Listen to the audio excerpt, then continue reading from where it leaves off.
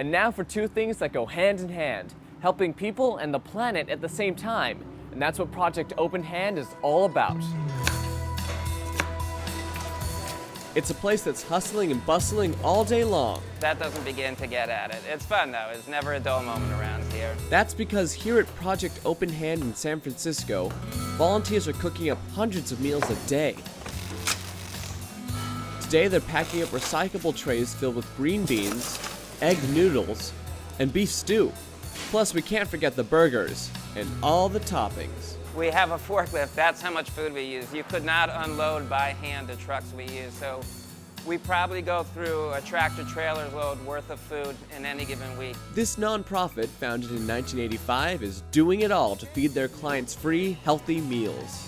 Project Open Hand provides meals and groceries to people with HIV, people with other critical illnesses, and to seniors. It's important to keep things sustainable because in this senior center alone, they serve 170 meals a day. And that's a lot of food. On any given day, it all adds up to 2,600 prepared meals, either delivered to senior centers or directly to homes. That's 7 days a week, 365 days a year. And as you might imagine, it takes a lot of energy and resources to do it all. It takes an enormous amount of energy. It takes energy in the form of electricity. It takes energy in the form of natural gas. We use a lot of water, and a lot of what we use is constant. So when we run a freezer nonstop forever. That's why Dan Schumann and Steve Hunter are greening things up around here. Recycling and composting are a given, but they're doing a lot more than that. We look at every aspect of what we do and we see how can we do it better. We use solar panels to create the electricity to run our freezers, to run our electrical equipment. We use solar thermal panels to generate heat, to heat our hot water for all of our cleaning purposes. Dan Schumann's the director of operations, and he's giving us a tour of this place. No small undertaking. Take the kitchen. It's full of convection ovens, skillets, and huge kettles for things like this stew. This is an 80-gallon kettle. So if we're going to make soup for 1,400 seniors in a day, or if we're going to make stock, this is what we have to do it in. Uses a tremendous amount of energy. Then there's the so-called hot box. It keeps food hot off the line, warm until it heads out for delivery. Each one of these hot cabinets uses 1,300 watts of energy, and we have 6 of them running. We probably preheat them around 8:45 in the morning, and we keep them running until afternoon. I mean, a light bulb only uses like 50 watts. Exactly. So it gives you an idea, and this is just one aspect of the energy consumption that goes on every day here to get meals out. Of course, they're not just using energy for heat. They need it to cool, too. It takes 11 coolers and freezers to keep all the food, like these turkeys, stored at the right temp. But this is just the tip of the iceberg. Check this out. It's about 31 feet long, 11 feet wide, and 8 feet tall. So Dan, I'm not gonna lie, it's pretty freezing in here, and this is a big freezer too. How cold is it in here right now? Right now it's about 8 degrees Fahrenheit. It gets as cold as, say, 10 below zero in here. That's why we call it a freezer. We usually provide a jacket. We forgot yours today. It's okay, I'll brave it through. If you look around, you can see our frozen meals here. These meals in these tan color trays are our special diet meals. At any given moment, there's as many as 10,000 frozen meals in here waiting to go out to clients.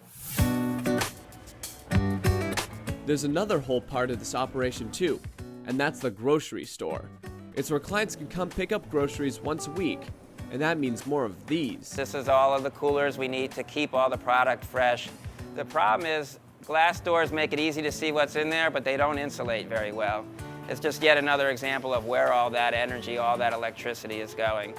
A big way they're helping offset all the energy they use is on the roof. To date, this array has produced about 110,000 kilowatt hours of electricity, and it's avoided the emission of about 164,000 pounds of CO2. I'm not about using electricity, I'm about feeding clients. And anything I can do to divert funds directly towards the purchase of food is a victory for me. Along the way, we've been upgrading our fleet. That's where their fleet of vehicles comes in. No more gas guzzlers for them. We can deliver 96 meals in this, and we can do it at 26 miles per gallon. And when they need something bigger, right here is our newest vehicle. We actually call it Big Red. Newer, more fuel-efficient vans get much better gas mileage. It's one of the biggest cargo vans on the road, and yet it gets 22 miles to the gallon. And it runs on diesel, so you can actually run biofuel in it. So speaking of transportation, You've heard it's better to buy local, right? Well, they're taking that motto a step further in here, where Operation Peanut Butter is underway. We grind our own peanut butter fresh every day. Schumann picked up this used machine for just $1,000. They packaged some for sale, with the money going back to the nonprofit. All right, so I've kept this spoon in my pocket for a couple hours now, ready for some of this peanut butter. Can I try some? Absolutely, we don't let anybody leave here without trying some peanut butter. This is actually hot and warm right out of the machine. It is warm.